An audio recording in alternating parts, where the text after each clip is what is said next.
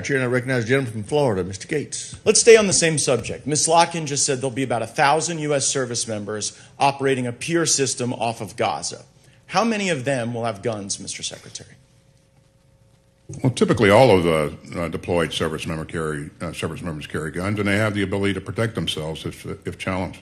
So if someone from land in Gaza shoots at our service members who are on the $320 million pier that we're building, you're telling me our service members can shoot back?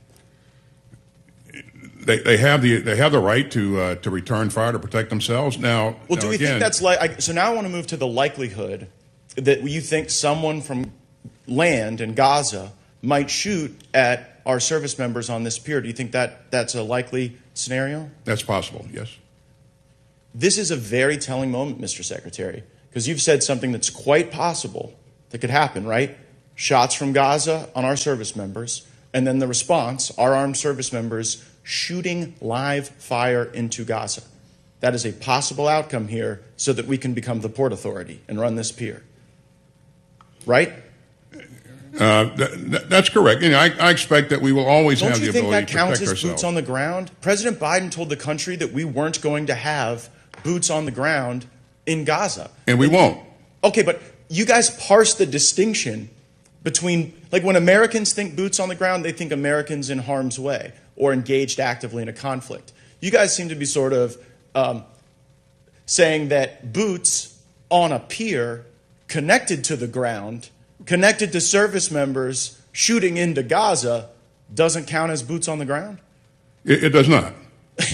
I think you're going to find the American people have a different perspective on that. And if we're going to have people shooting into Gaza, we probably should have a vote on that pursuant to our war powers. But I want to bring us now closer to home and the F-35 program. Is the F-35 program a failure? No, it's... Okay, so let's go over, how much does an F-35 cost? Well, it depends on the variant, but... 100 million? Safe to say? 100 million a copy? Okay, so we just had the Air Force in here, and I said, what percentage of these F-35s are fully mission capable? And they said 29%. Do you have any basis to disagree with that assessment? I don't have any basis to disagree with the Secretary. So at 100 million a copy, 29% being fully mission capable, does that seem low to you? It's a complex airframe, and again, there are a number of reasons why a platform could be not operational at any one given time. But, right, but I mean, how many? Having said that, it is one of the best aircraft in the inventory. The best aircraft in the inventory. Well, Mr. Secretary, there's a GAO report that takes a very different view. Mr. Chairman, I seek unanimous consent to enter the GAO report entitled F-35 sustainment costs will continue to rise while planned use and availability have decreased. Without objection, so ordered. It reads, costs to sustain the F-35 fleet keep increasing from $1.1 trillion in 2018 to $1.58 trillion in 2023. Yet DoD plans to fly the F-35 less than originally estimated, partly because of reliability issues with the aircraft. The F-35's ability to perform its mission has also trended downward over the last 5 years. Is there any of that in the GAO report that you disagree with?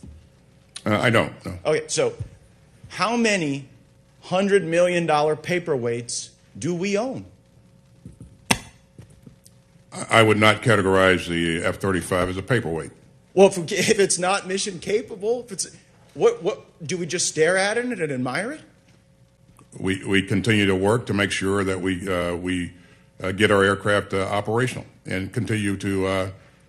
I don't know. Don't you think at 100 million a clip, more than 29% should be fully operational? And if the fact that we can't get them operational, you know what Secretary Kendall said when he was sitting in that chair? He said the core root of the problem is that we had let Lockheed Martin build this thing, and then we gave Lockheed Martin the full system performance contract, and they keep bilking us according to the GAO, and we sit around staring at a $100 million airplane that can't fully perform the mission, and you're sitting here telling me it's not a failure.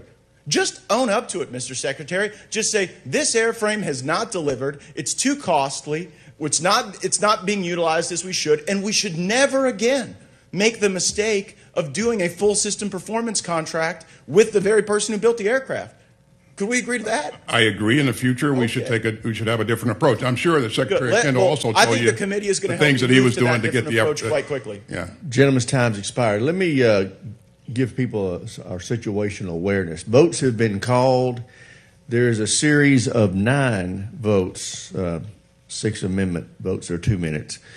My plan is to continue for about another 15 minutes before we recess and then come back at the conclusion of the votes. The walk-off time will be 12:30.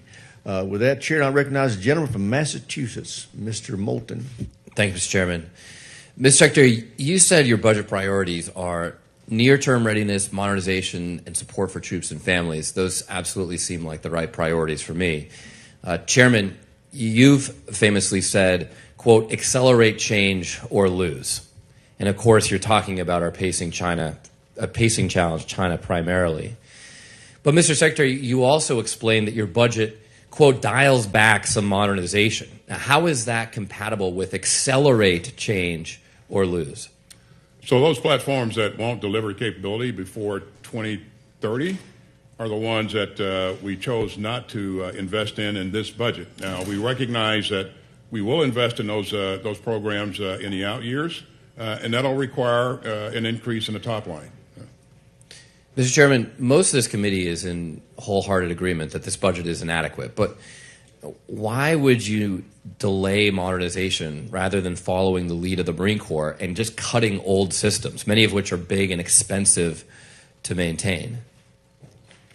Well, that's part of the dialogue we have with our Congress, and that's somewhat the challenge that I see in some cases where, as we look at the capabilities that we have to have today, at the same time, as we transform the force to the future, and balancing between the two, and that's where the focus has been across the force.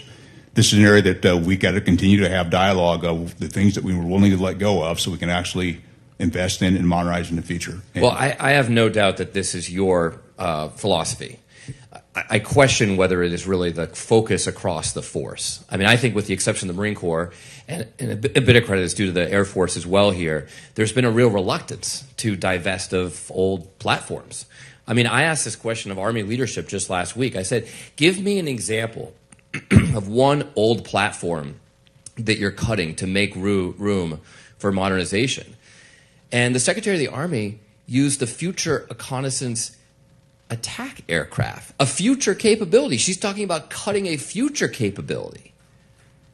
Can you give me, Mr. Secretary, just a couple of examples of old weapon systems that are big and expensive to maintain that the Army is cutting to make room for modernization? Well, certainly, I mean, if you had the Secretary of the Army here to speak to that, I'm sure that what she told you is accurate. So I won't challenge that. But there are things like older artillery platforms, like the M777 that we provided to Ukraine, that we no longer use in our inventory to the extent that we were before. That we are, that we're moving out of the inventory. But some of these things that are no longer useful for the Army are useful to us in the next fight. As far as the Army is concerned, we're able to transition those items to partners and allies who need that kind of capability. Well, let's do that. I mean, let's sell them. Let's get some money, right? But we've got to make money in our budget for modernization, because if we don't accelerate change, not just change at the rate that we're changing right now, but accelerate change, we are not going to be able to keep up with China. And Mr. Secretary, I just want to be clear. You are endorsing the Secretary of the Army's response to my question, name an old system you're cutting, when she named a future system that you've chosen not to invest in. No, the reason I said what I said was I really don't know the full context of, but to your point, that is a future system and not a system that we would typically look to divest of. The systems that we want to divest are the systems that are too expensive to upgrade, to modernize, or no longer relevant in the future fight. Now, I mean, we live in a world where $5,000 drones can destroy $5 million tanks. Now, I'm not saying there's never going to be a use for a tank again, but we're still building a lot of tanks. Poland has just agreed to purchase a whole bunch of tanks. I don't know what nation they plan to invade with these largely offensive weapons. But that doesn't seem like a very wise investment for us or our allies. So I would just encourage you. I know there are a lot of tank supporters in Congress. There are a lot of F-35 supporters in Congress. But you've got to come to us with tough cuts, because coming here and just saying we can't modernize is not acceptable. Replicator is a good example of a revolutionary change. But when they came before the committee, I asked them, Ukraine is innovating a lot on drones. Just tell me, when is Replicator program, with our GDP, going to catch up with Ukraine that has 0.7% of our GDP? And they said, at the present pace, we're not. We can't beat China at that rate. Gentlemen's time's expired. Chair,